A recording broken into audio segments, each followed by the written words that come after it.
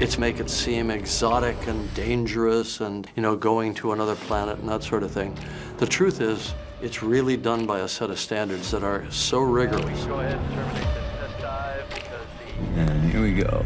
Moment of truth. Uh-oh, that's not good. Got a lot of failures here. We got a problem. In March of 2012, filmmaker and explorer James Cameron did what no one else on Earth dared. He vanished beneath 7 miles of crushing darkness into the Mariana Trench, the deepest place on the planet. Loud and clear, you have a good comms voice. copy that. Skipper says it's like I'm talking to my grandma. Alone inside a capsule no bigger than a car, he descended into a world untouched by light or sound. What he brought back wasn't just scientific data, it was something far stranger. For years, Cameron stayed silent about what he saw down there. But now, that secret is out, and it's nothing anyone expected. The man behind the mission. James Cameron thinks big, whether directing a movie epic like Titanic or creating the awesome alien world of Avatar. Most people know him as the man who made Titanic and Avatar. But James Cameron isn't just a movie director. He's an explorer, a risk-taker, and someone who's always been curious about what lies beyond the surface of things. On a bluff overlooking the ocean so that we could sort of see the sea, see the horizon, have a kind of a natural view. His love for the ocean started way back when he was a kid. While other kids were playing outside, he was the kind of boy who got lost in books about the sea, submarines, and strange underwater creatures. That childhood curiosity never left him. If anything, it grew stronger as he got older. When he made Titanic, his fascination with the ocean turned into a real obsession. To make the movie as real as possible, Cameron didn't just use computer graphics. He actually went deep under the ocean to see the real Titanic for himself. Let's see it. He wanted to understand every detail, the wreck, the silence, and the feeling of being so far below the surface. That experience changed him. This is a place where you've got to really know your stuff before you can step outside the box. It opened his eyes to how little humans actually know about their own planet. After that, Cameron wasn't chasing awards or fame anymore. What drove him was curiosity, the need to see, to know, and to discover. He wanted to go where no one else had gone and find what no one else had seen. For him, exploration wasn't about showing off. It was about searching for truth. So he began working closely with scientists and engineers. He learned about the challenges of deep-sea travel, like the intense pressure that can crush metal and the freezing darkness that hides everything. Titanium up against carbon fiber, they have a differential bulk modulus. I don't want to get too technical here. Together, they built a special submarine strong enough to reach the deepest point on Earth, the Mariana Trench. It was a dangerous idea. The deeper you go, the more the pressure builds, and a single mistake could mean disaster. But Cameron wasn't the type to back out. He wanted to be the first person to go down there alone and see it with his own eyes. When the day came, he climbed into a small capsule barely big enough for one person and began the long descent. There were no lights from above, no sound, just silence and darkness pressing in from every side. Most people would have been terrified, but Cameron called it peaceful. That journey wasn't about making headlines. It was about finding answers to questions that had haunted him since childhood. What really exists at the deepest part of our planet? Is it just rock and water, or could it be something more? And what he saw down there, that's where the story truly begins. Touching the deepest point. Today, the filmmaker James Cameron is set out in a body-binding capsule alone. James Cameron wanted to go where no one had ever gone alone before, the bottom of the world's deepest ocean trench. That dream wasn't something he came up with overnight. It took years of planning, patience, and countless sleepless nights to make it real. The place he had his eyes on was the Mariana Trench. It sits in the western Pacific Ocean near Guam and is known as the deepest point on Earth. To give you an idea of how deep it is, imagine dropping Mount Everest into the ocean. The peak would still be buried underwater. The deepest section of the trench is called Challenger Deep, and it's about 11 kilometers below the surface. Down there, the pressure is so intense that it can crush steel like a soda can. And there's another issue, which is mating dissimilar materials together at a high pressure. Cameron knew what he was signing up for. Every detail of the dive had to be carefully planned. He spent years working with scientists, engineers, and deep-sea experts to design a submersible strong enough to survive the crushing force of the deep. They called it the Deep Sea Challenger, a small lime green submarine barely big enough for one person. It was built using special materials that could handle the enormous pressure, and every screw, cable, and light was tested over and over again. The engineering behind the sub was unlike anything seen before. Its outer shell was made from a unique kind of foam and pressure-resistant material built to survive the unimaginable weight of the ocean, nearly 11 kilometers deep. The deeper it sank, the heavier the force pressing down became, over 1,000 times stronger than the air around us. One small flaw, a single crack, and it would all end in an instant. Speed 4.2 knots. Over. Deep Sea Challenger, copy. Understood. To stop that from happening, every part of the sub was tested again and again until there was no doubt it could hold. The Deep Sea Challenger carried high-tech, three-dimensional cameras ready to capture a world no one had ever seen, robotic arms that could scoop up pieces of the seafloor, and lights powerful enough to fight the endless black around it. Every switch, every wire, every sensor had to work perfectly. Down there were no second chances. Only silence, pressure, and the unknown waiting in the dark. But even with all the technology in the world, the risks were terrifying. At that depth, the water temperature drops close to freezing. It's pitch black, and the weight of the ocean above you is so heavy that if anything cracked or failed, rescue would be impossible. There are no communication lines, no way for another submarine to reach you. Cameron knew that once he went down, he was completely on his own. If something went wrong down there, no one could save him. Yeah, it just spins me around. Only a handful of people had ever been to Challenger Deep before, and none had done it solo. The first successful descent happened in 1960, when two men aboard a U.S. Navy submersible called Trieste reached the bottom. After that, decades passed before anyone tried again. The place was so deep, dark, and remote that even scientists called it one of the last true frontiers on Earth. For Cameron, that mystery was exactly what made it worth it. He wanted to see what lay beneath all that darkness. Was there life? Were there hidden landscapes or secrets waiting to be discovered? He once said it wasn't about breaking a record. It was about connecting with a world humans had barely touched. As the day of the dive drew closer, his excitement mixed with quiet fear. He knew the risks better than anyone. Still, he couldn't turn back. After all those years of dreaming, studying, and building, he was finally ready to chase the deepest point on Earth. The descent begins. On March 26, 2012, James Cameron climbed into his small green submersible, the Deep Sea Challenger, and sealed the hatch shut. From the outside, it looked like a narrow capsule, barely large enough for one person. Inside, Cameron sat surrounded by buttons, monitors, and blinking lights.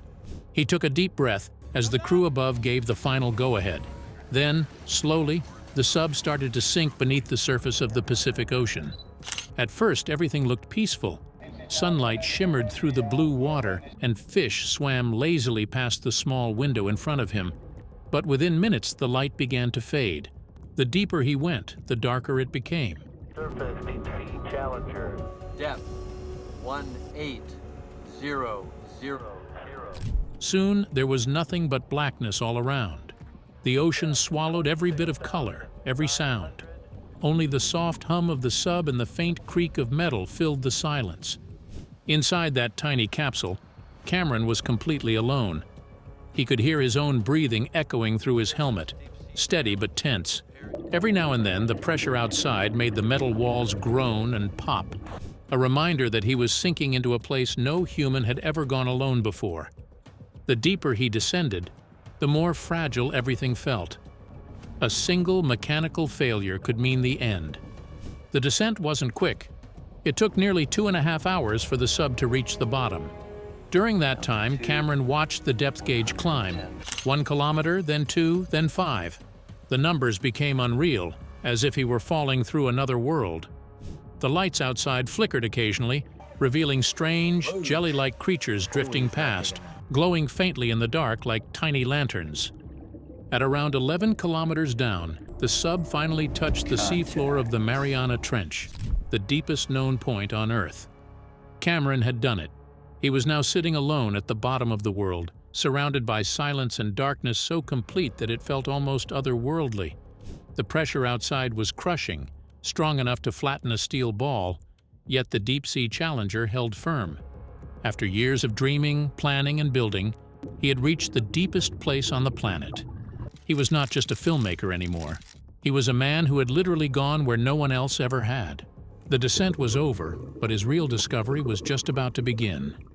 Arrival at the bottom of the world. After nearly 2.5 hours, James Cameron's submersible finally settled on the floor of the Mariana Trench. The moment was silent and surreal, a sharp contrast to the roar of the ocean above.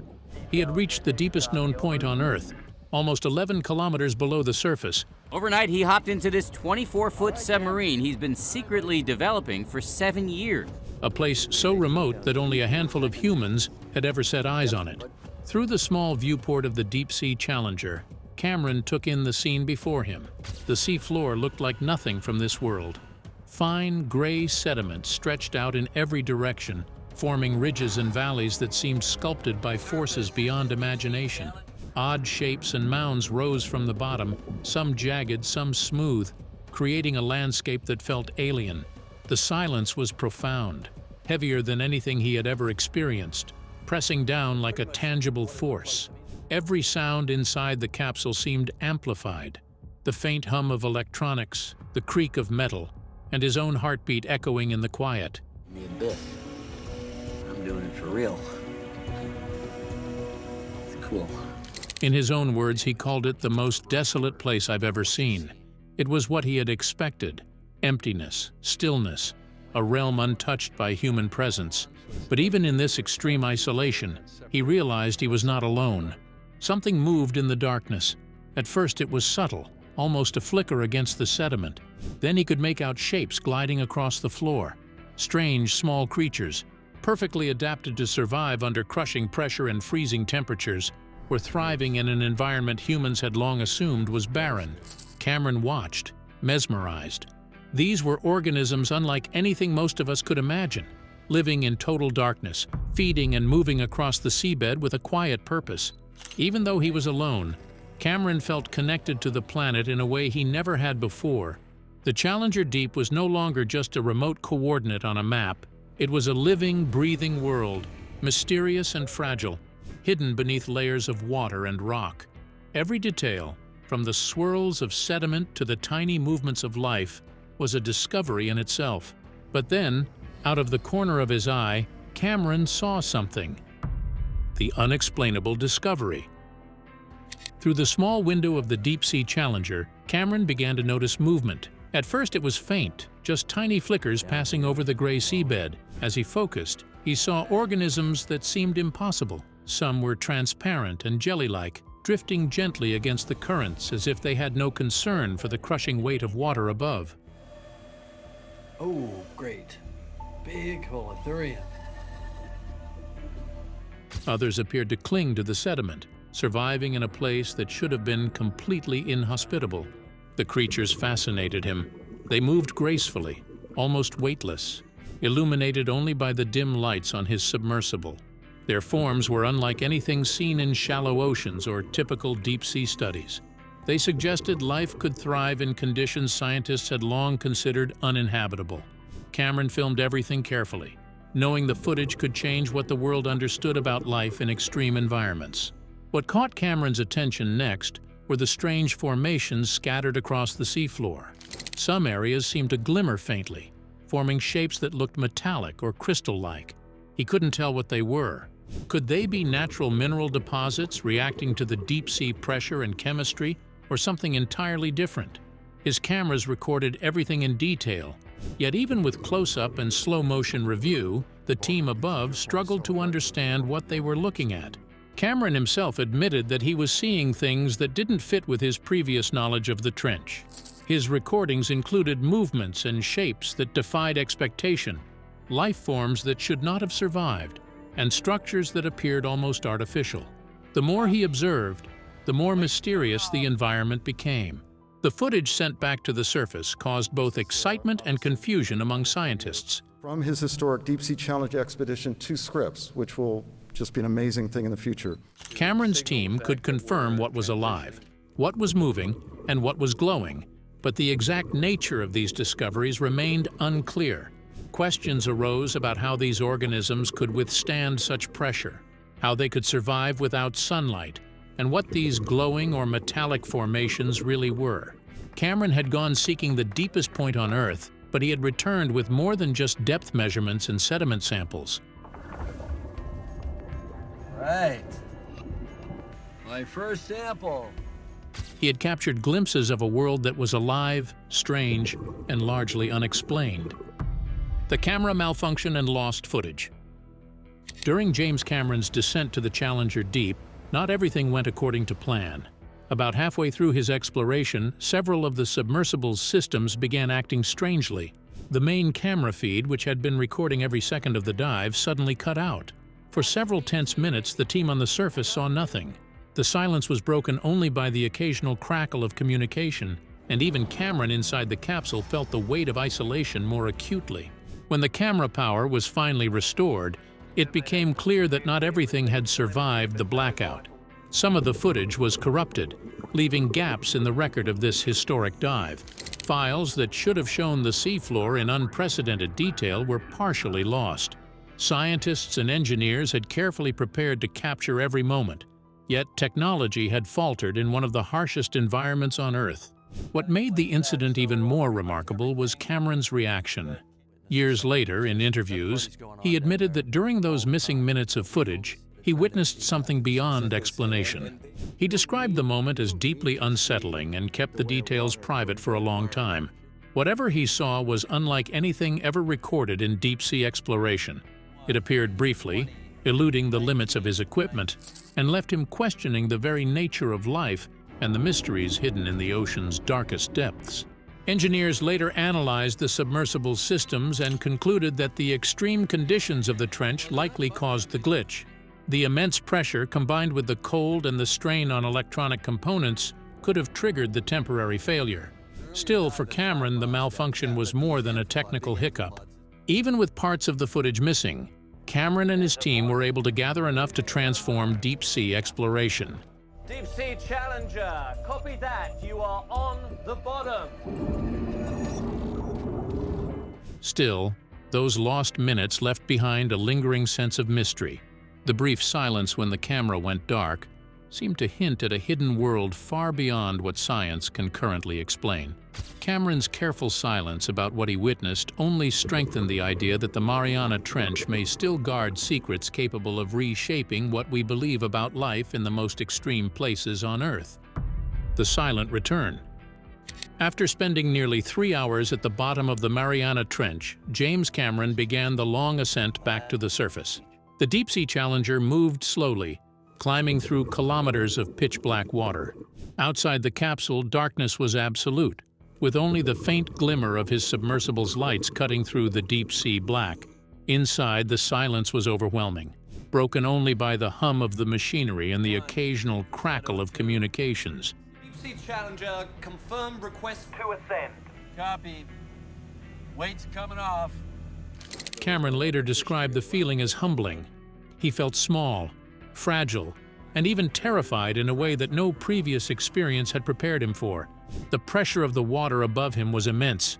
Every meter of ascent seemed to emphasize the isolation, and even the smallest creaks or groans of the capsule sounded magnified in the quiet. Despite the unease, Cameron carried valuable samples and critical data collected from the sea floor. He had documented the terrain, recorded unusual organisms, and captured moments of the Challenger Deep that had never been seen before. Yet even with these tangible results, his expression upon surfacing revealed more than the data ever could. Witnesses recalled seeing him visibly pale, as though he had seen something he wished he hadn't. His expression and body language showed that the experience had taken more than just a physical toll. It had deeply affected him both mentally and emotionally. Observers on the support ship noted a quiet seriousness in him. There was no triumphant celebration, no immediate rush of excitement. Instead, there was reflection, a subtle tension that spoke to the mysteries of the deep. Cameron had ventured into a world few humans will ever see, and what he encountered there seemed to leave a lasting impression beyond the scientific findings. When Cameron finally returned, he said very little. The samples and data he collected were valuable, but what people remembered most was his quiet expression and the weight he seemed to carry. The years of silence. Ever since Cameron's record-breaking dive, there have been rumors in the scientific community and across online forums about what really happened down there. Some believe he discovered something far more significant than what was ever made public. A few even think parts of his findings were kept secret, possibly hidden because of how shocking they were. Some people believe the deepest part of our planet might be hiding proof of life that could change everything we know about biology and evolution. Imagine discovering a form of life that doesn't fit into any category we've ever seen.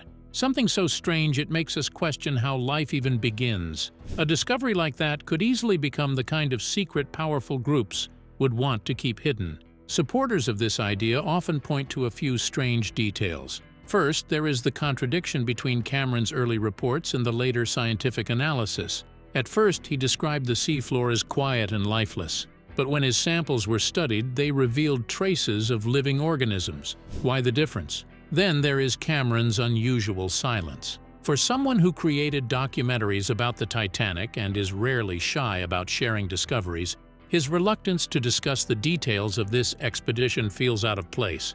Because we were now in free ascent. Yeah.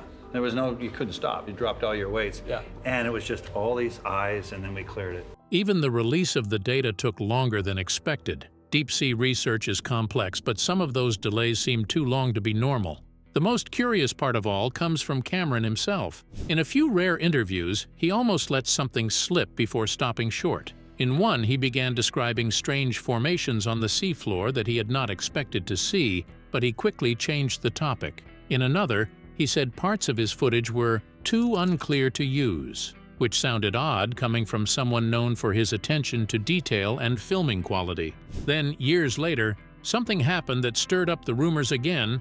In 2025, Chinese researchers announced that they had discovered thousands of worms and mollusks nearly 10 kilometers below the surface of the ocean, the deepest colony of living creatures ever recorded. That made people wonder, if life is thriving at such depths, why didn't Cameron see more of it? Some scientists believe he landed in a quiet, empty section of the seafloor. Others think there might be more to the story. They also point to the strange technical problems during his dive. Could they really have been simple equipment failures, or was something in the environment affecting the submersible in ways we still don't understand?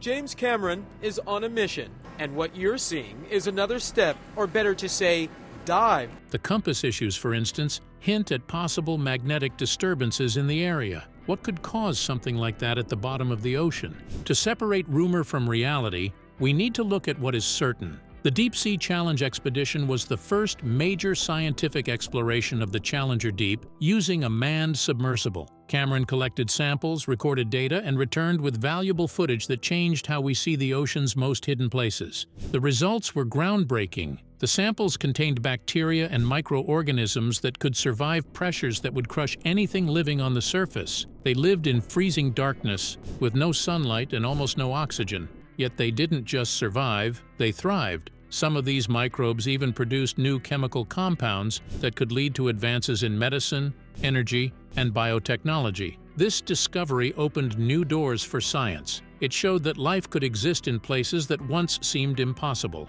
It also gave hope to scientists searching for life beyond Earth, in places like the icy moons of Jupiter or Saturn, where similar conditions might exist. Cameron's findings also revealed new geological details about the planet itself. The rock and sediment samples showed that the seafloor is still active, shaped by volcanic and seismic forces even at those extreme depths. These insights help scientists better understand earthquakes, tsunamis, and the natural movements that continue to shape our world.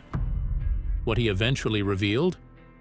Years after his record-breaking dive, James Cameron has finally started to speak more openly about what he experienced in the Mariana Trench. In a recent interview, he leaned back, his voice calm but heavy with reflection. He explained that he had always wanted to explore the ocean to uncover its secrets. That's where the deepest part of the ocean is. Yeah, Mariana Trench is long. It's about 1,500 miles long, and there's a part of it called the Challenger Deep that's the deepest place. But nothing had prepared him for what he actually found at the very bottom. "I went down there to explore," he said, "but what I found made me question everything we know about life on Earth." His words were careful, measured, yet they carried a weight that suggested something extraordinary. He didn't claim to have definitive answers, but he made it clear that the dive had revealed phenomena beyond ordinary science. Cameron hinted at creatures and formations that defied conventional biology, organisms that somehow survived under crushing pressure where no life should exist. He described glowing shapes and movements that seemed almost purposeful,